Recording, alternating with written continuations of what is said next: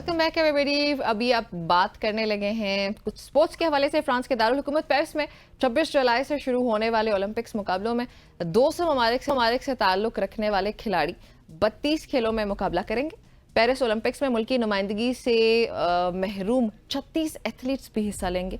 2024 के Olympics competition में Olympics मुकाबलों में पाकिस्तान का 7 रुकनी दस्ता शिरकत कर रहा है, लेकिन इनमें से अरशद नदीम को ही उनकी कारकर्दगी की वजह से मेडल का दावेदार समझा जा रहा है। What do you have to say about that, Hasnain? बिल्कुल ऐसे ही है। पेरिस जो ओलंपिक्स है ये दुनिया का सबसे बड़ा इवेंट है जिस तरह आपने बताया। और इसमें 206 ममालिक के 10,000 एथलीट्स इसमें शामिल हो रहे हैं। और निमरा सितम ज़रीफ़ी है कि इन 10,000 में से सिर्फ 7 पाकिस्तानी हैं जो कि पेरिस ओलंपिक्स में शिरकत कर रहे हैं। और इसके अलावा अगर पड़ोसी मुल्क इंडिया की बात की जाए तो वहाँ पे तकरीबन 126 या इससे ज़ायद के जो उनके कैंडिडेट्स हैं, एथलीट्स हैं, वो वहाँ पे शिरकत कर रहे हैं। बजट की बात की जाए तो हमारा जो स्पोर्ट्स का बजट है निमरा वो 2 अरब है, लेकिन इंडिया की बात की जाए तो इंडिया में 8 अरब है।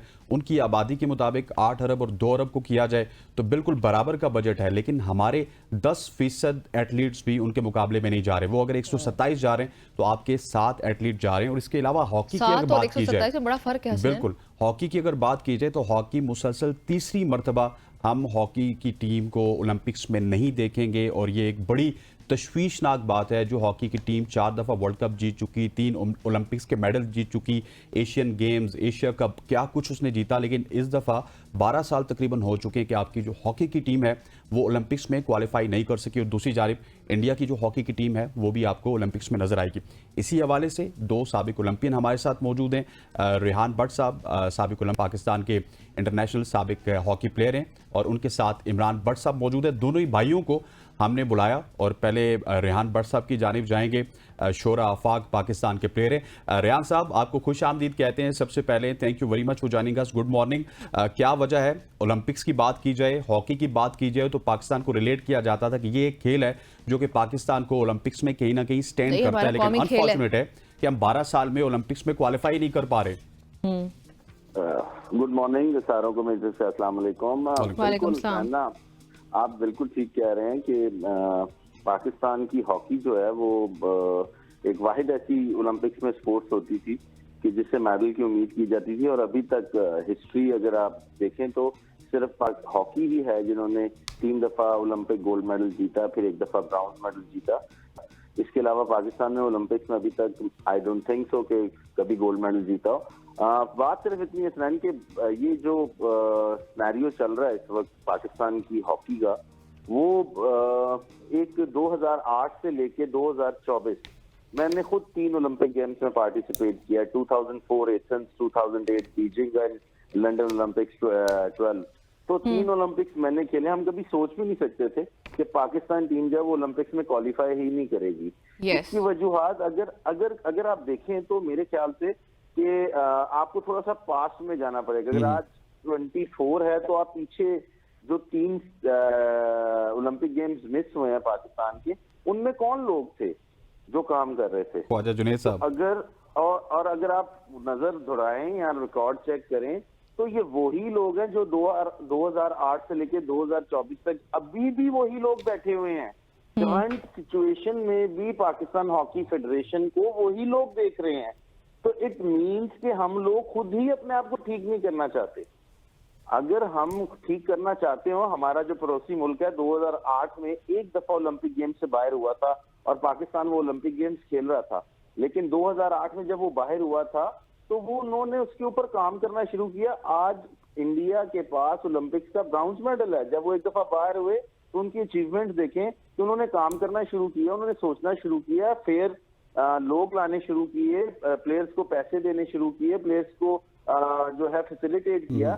तो आज वो ओलंपिक्स में भी हैं और उन्होंने ब्राउन्ज मेडल भी जीत लिया है। लेकिन मैं ये कहूंगा कि सितम ज़रीफी ये है कि यहाँ पे कोई पाकिस्तान जो है वो कोई ठीक करना ही नहीं चाहता, क्योंकि 2008 से लेके 2024 तक कुछ 94 वर्ल्ड कप जो जीते हुए हैं लोग, उनके कुछ लोग जो है वो 2008 से काबिज है और आज 2024 है, लेकिन कोई इनको देख ही नहीं रहा कि पाकिस्तान की हॉकी को बर्बाद करने वाला कौन है। और आज भी वही लोग हैं। ये कैसी बात है? बिल्कुल ऐसे। अच्छा, इमरान का भी पॉइंट ऑफ व्यू इस पे ले लेते हैं। इमरान आप भी बताइएगा कि क्या वजह है कि हम 3 दहाइयों से सिर्फ इंतजार कर रहे हैं किसी गोल्ड मेडल का, हम ऐसे एथलीट्स प्रोड्यूस क्यों नहीं कर पा रहे? अस्सलाम वालेकुम सबको। इसमें सबसे बड़ी बात यही है कि जिस तरह से रेहान भाई ने बात की है कि सबसे इम्पोर्टेंट ये है कि आपके पॉलिसी प्लानर कौन है, पॉलिसी मेकर कौन है, इनका क्या कैलेंडर है, इनकी क्या प्लानिंग है।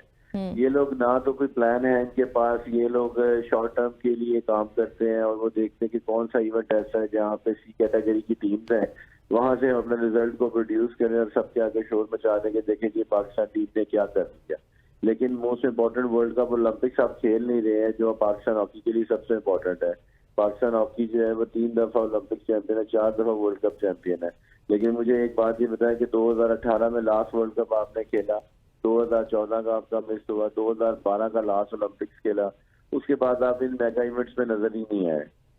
तो ये बेसिकली वही बैठे हुए हैं, वही लोग हैं। मैं भी वही बात करता हूँ कि देखिए नए बंदों को चांस देना चाहिए, नए लोगों को चांस देना चाहिए। और ये ओवरहेड्स जो आपके हैं ये मल्टीनेशनल कंपनी से रिलेटेड होने चाहिए और उनका जो ओलंपियंस हैं या इंटरनेशनल हैं उनका तल्लक सिर्फ ग्राउंड के साथ होना चाहिए।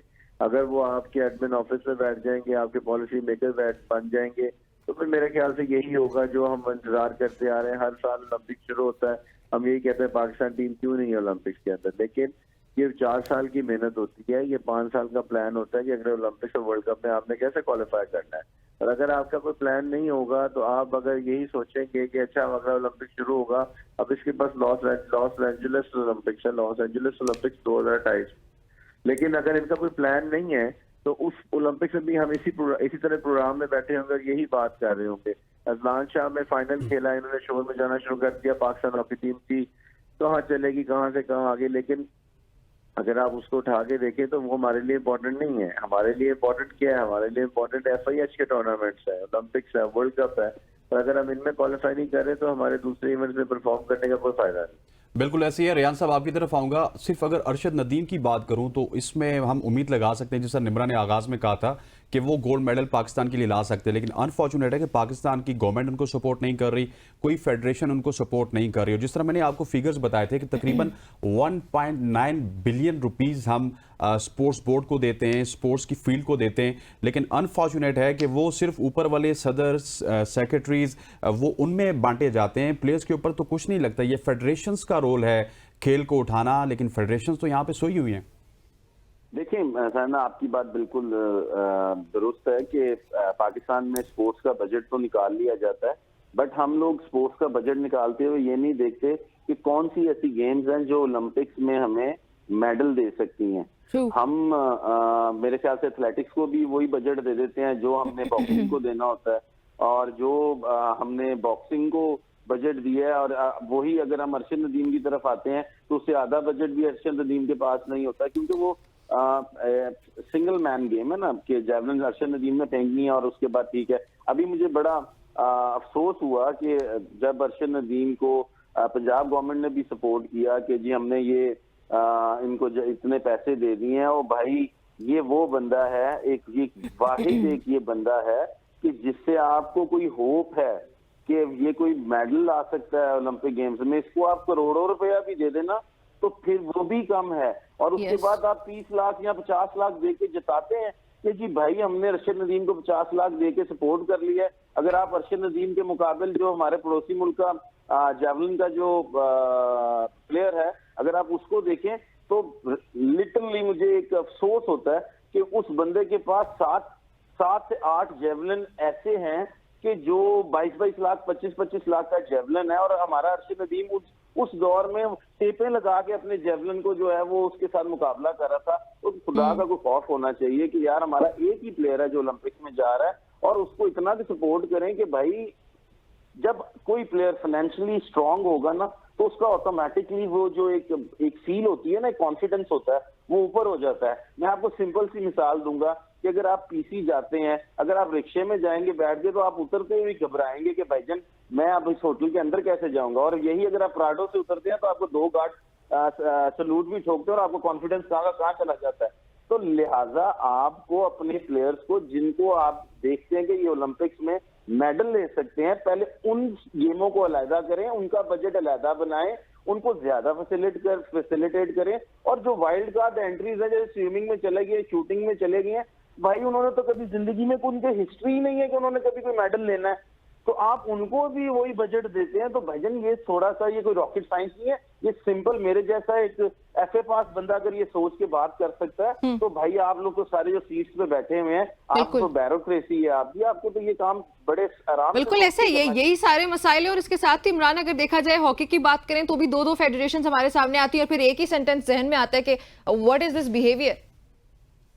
देखिए, पहली बात तो ये है कि इन दोनों फेडरेशन बनाने वाले कौन है। दोनों फेडरेशन बनाने वाले इसलिए क्योंकि गवर्नमेंट का इंटरेस्ट हॉकी की तरफ नहीं था। जब गवर्नमेंट ने हॉकी की तरफ इंटरेस्ट लिया तो उसके बाद आपको हर जगह हॉकी नजर आना शुरू हुई, इवन मीडिया पे हॉकी नजर आना शुरू हुई, लोग हॉकी के बारे में बात करना शुरू हुए। सबसे इंपॉर्टेंट चीज है कि आपकी गवर्नमेंट का इंटरेस्ट क्या है। देखिए, बात सिंपल सी ये है कि आप वो बंदा right man for the right job के लिए प्लेस करेंगे जो हॉकी के लिए काम कर सकता है। आप हॉकी में अगर पॉलिटिकली इन्वॉल्वमेंट रखेंगे या यही लोग घूम के वापस दोबारा उसी चेयर के ऊपर आएंगे तो हॉकी कभी भी ठीक नहीं हो सकती और ना हॉकी ठीक होगी।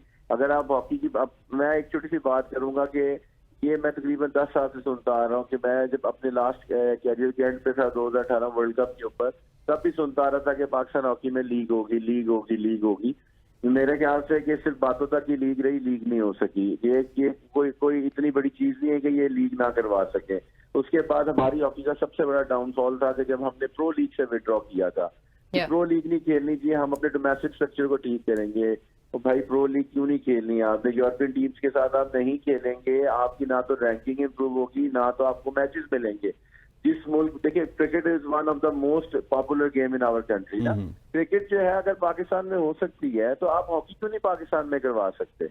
आप कहते हैं कि हमारे पास बजट नहीं है, हमारे पास फंड नहीं है। भाईजान, आपका प्लान क्या है? आपकी मार्केटिंग क्या है? आपका मार्केटिंग डिपार्टमेंट कोई है नहीं, आप खुद ही मार्केटिंग करते हैं, खुद ही उसी कमीशन को देखते हैं। तो अगर आप इसी तरह करते रहेंगे तो ना आप पाकिस्तान में हॉकी करवा सकते, ना पाकिस्तान में इवेंट करवा सकते हैं। अगर क्रिकेट पाकिस्तान में आ सकती है, प्रो लीग इसलिए इम्पोर्टेंट थी कि आपने होम एंड अवे खेलना था।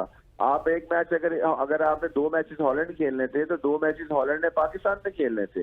तो आपको FIH ने एक ओलंपिक क्वालिफायर राउंड दिया, आप दोनों फेडरेशनों ने लड़के वो ओलंपिक क्वालिफायर राउंड अपने आप से निकाल दिया। हर जगह पे यही लड़ाइयां चल रही है। इमरान, बहुत शुक्रिया आपका भी, रेहान आपका भी बहुत शुक्रिया हमें ज्वाइन करने के लिए। वक्त खत्म हो चुका है, नाज़रीन आगे बढ़ते हैं।